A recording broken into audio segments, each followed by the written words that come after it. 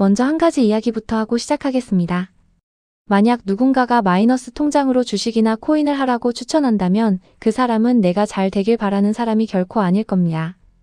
그만큼 레버리지를 사용하는 투자는 매우 위험합니다. 부동산처럼 변동성이 상대적으로 낮은 자산에 대한 투자는 고려할 수 있겠지만 그마저도 감당 가능한 수준에서만 신중하게 접근해야 합니다. 그런데 흥미로운 점이 있습니다. 공모주 투자에서는 상당수의 투자자들이 마이너스 통장을 활용하기도 합니다. 변동성이 심한 주식시장에서 왜 이런 일이 가능할까요? 오늘 영상에서는 공모주 투자에서 마이너스 통장을 고려하는 이유를 데이터 기준으로 살펴보겠습니다. 비투를 추천하는 것은 아니며 스스로의 판단이 가능할 때 참고할 수 있는 데이터입니다. 지난 데이터를 하나 보겠습니다. 이 차트는 2024년 1월 우진엔텍 상장 이후부터 최근 상장한 인벤테라까지의 공모주 상장일 수익률 흐름입니다. 초록색은 공모가 대비 시초가, 청록색은 공모가 대비 고가를 의미합니다. 쉽게 말하면 상장 당일의 공모가 대비 얼마나 상승했는지를 보여주는 데이터입니다. 시초가와 고가의 상승률을 중복으로 쌓아서 등락이 더 잘 보이도록 했습니다. 이 데이터를 보면 전체적인 흐름을 하나 알 수 있습니다. 대부분의 공모주는 상장일 아침에 강한 매수세가 붙으면서 가격이 상승하는 경우가 많습니다. 많은 투자자들이 시초가나 장 초반에 매도하는 이유입니다. 물론 공모주가 항상 수익을 주는 것은 아닙니다. 차트를 보면 몇 번의 손실 구간이 있습니다. 예를 들어 토모큐브, LGCNS, 데이원컴퍼니, 그래피 같은 종목들은 상장일에 매도했을 때 손실이 발생한 종목들입니다. 즉, 공모주 투자도 항상 수익이 나는 것은 아닙니다. 하지만 전체 기간을 함께 보면 손실 구간의 폭은 상대적으로 크지 않습니다. 구조적인 수익을 주는 공모주의 특성을 잘 파악할 수 있습니다. 상한가와 하한가가 위아래로 30% 열린 주식과 달리 공모주의 상장일 최대 하락폭은 40%, 반대로 상장일 최대 상승폭은 400%입니다. 그래프를 보시면 많은 종목들이 상장일에 100%에서 200% 상승 구간에 위치하는 것을 확인할 수 있습니다. 이렇게 상승 종목의 상승폭이 손실 종목보다 훨씬 크기 때문에 전체적으로 보면 수익 구조가 만들어지는 겁니다. 이것이 지난번 설명드린 공모주 투자의 구조적인 수익에 대한 실제 데이터입니다. 또 하나 흥미로운 점이 있습니다. 많은 공모주 종목들이 상장 이후에는 장기간 하락하는 경우가 많습니다. 즉, 상장일에는 강하지만 그 이후에는 주가가 계속 흘러내리는 종목들도 매우 많습니다. 하지만 상장일 당일만 보면 장 초반의 공모가 아래에서 거래되는 경우는 상대적으로 많지 않습니다. 그래서 공모주 투자에서는 상장일 매도 전략이 매우 중요합니다. 도박과 투자를 구분하는 분기점이 여기입니다. 손실이 나도 상장 당일에 손절하는 것이 확률적으로 현명한 판단입니다. 이제 막 상장한 공모주가 반등하기를 기대하기보다는 차라리 코스피 대형주 낙폭과대 종목을 찾는 게 유리합니다. 그래프로 살펴본 누적 수익 구조가 가능한 것은 시장에 존재하는 단기 자금 수요 때문입니다.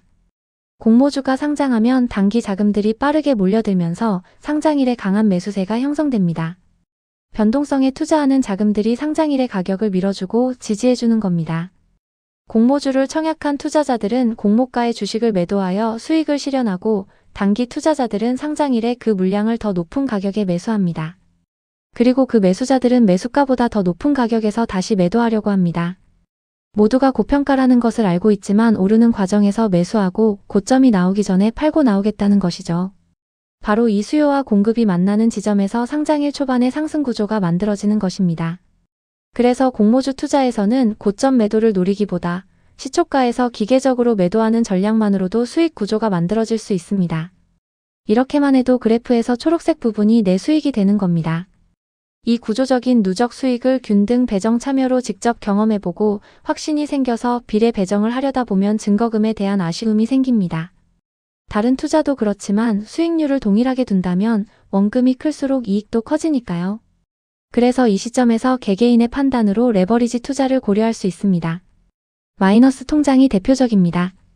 직장인이라면 대부분 일정 금액의 마이너스 통장 개설이 가능합니다.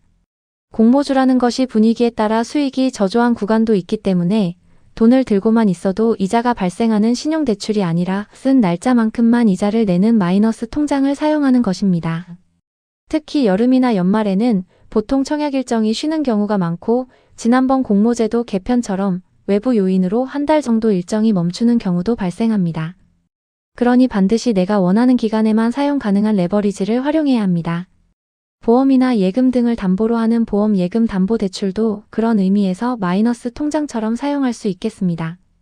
단, 대출에 대한 금리는 잘 계산해야 합니다. 안전하게 느끼는 금리 수준에는 개인 차이가 있겠으나 대략 4에서 5% 금리까지는 이자를 이기는 수익을 기대해 볼 수 있다고 생각합니다.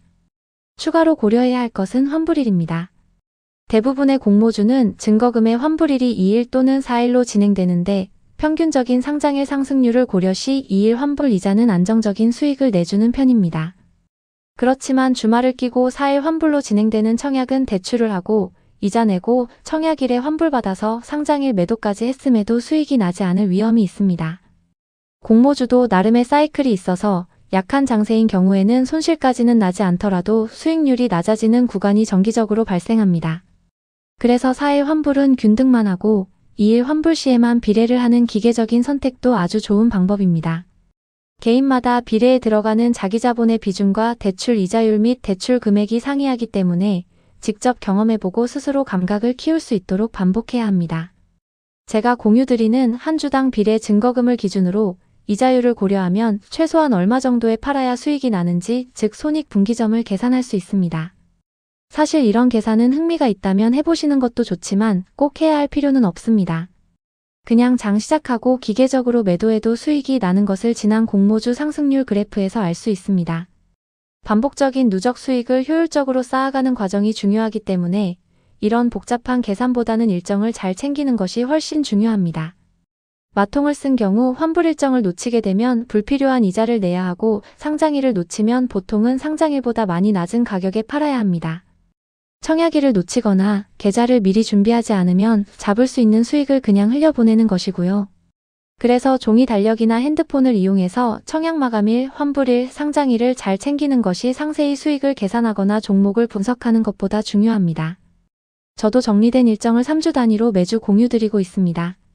이런 손실도 반복되면 누적이 되기 때문입니다. 그래서 공모주 투자는 복잡하게 접근하지 말고 단순하고 무식하게 최소한의 노력으로 안정적인 수익을 쌓아가는 전략을 추천드립니다.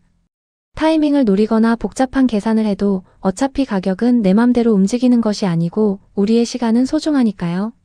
정리해보겠습니다. 공모주 투자가 일반화되면서 많은 참여자들이 몰리고 경쟁률이 높아졌습니다. 높은 경쟁률 때문에 실제 투자 금액은 제한되며 수익도 과거보다 적어졌습니다. 그럼에도 불구하고 상장 당일의 장기간 데이터를 살펴보면 공모주는 복잡한 지식이나 기민한 대응이 없이도 채권처럼 절대 수익에 가까운 수익을 기대할 수 있습니다. 심지어 종목이나 시장 흐름에 대해 아무런 지식이 없어도 큰 차이가 없습니다. 은행에 예금을 넣을 때 특별한 지식 없이도 이자 수익을 얻는 것과 비슷합니다. 이런 구조의 확신을 가진 투자자라면 마이너스 통장을 활용한 청약으로 수익을 키워보는 것을 고려할 수 있겠습니다.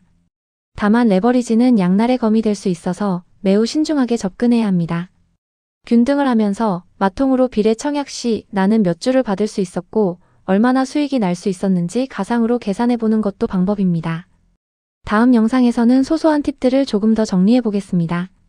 공모주 투자를 조금 더 효율적으로 하고 싶으시다면 다음 영상에서 이어가겠습니다.